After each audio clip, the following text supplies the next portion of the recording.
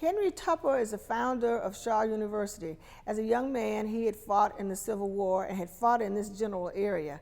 He went back home to Massachusetts, and then he returned being sponsored by the Baptist Church to start a school. So he came back here to start a school in 1865, and he had a very, very difficult time. He started off with a wooden church that he built, and he had school in it. It had like 2 stories, and eventually he built a solid building called Shaw. The building was named Shaw.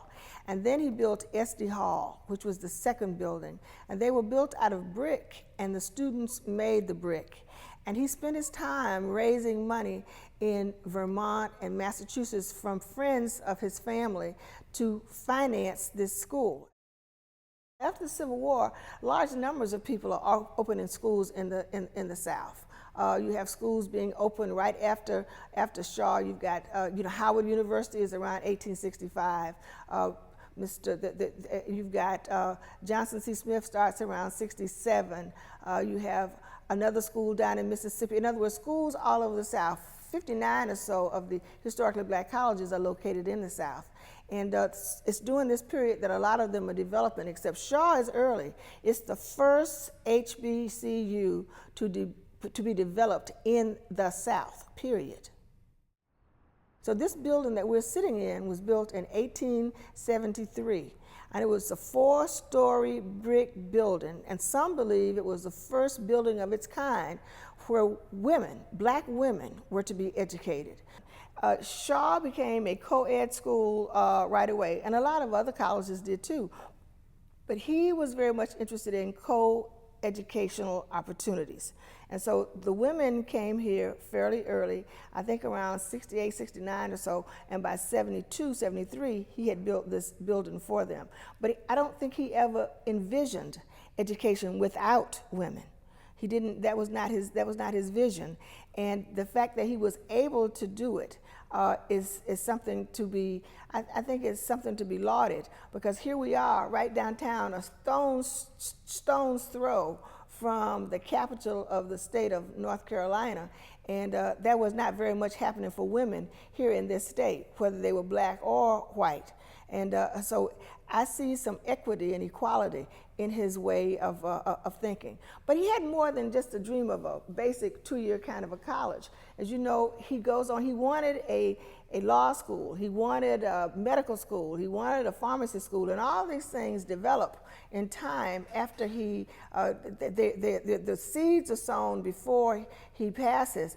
But at one point, Shaw had a medical school, it had a divinity school, of course, it had a pharmacy, it had a hospital.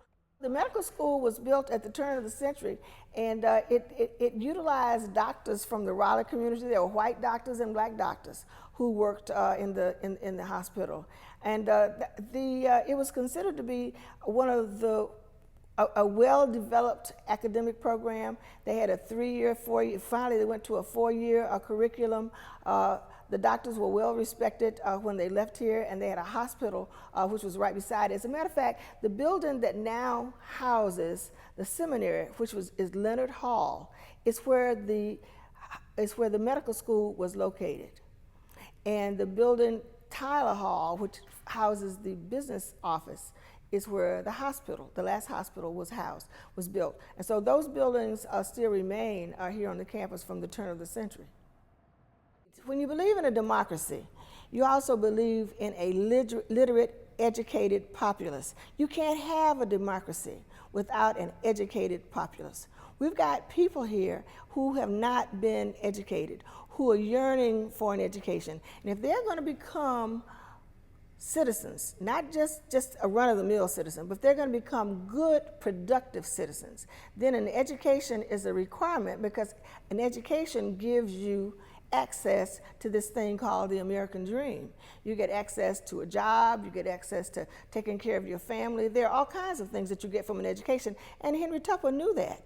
And it's very important that he decided that these African Americans right here in Raleigh deserve my undivided attention, and I will sacrifice, and this will be my life's work. And this became his life's work. You know, you read about people and their life's work. This was Henry Tupper's life's work. And he left a legacy, and that's something. Most people die without a legacy, but he didn't.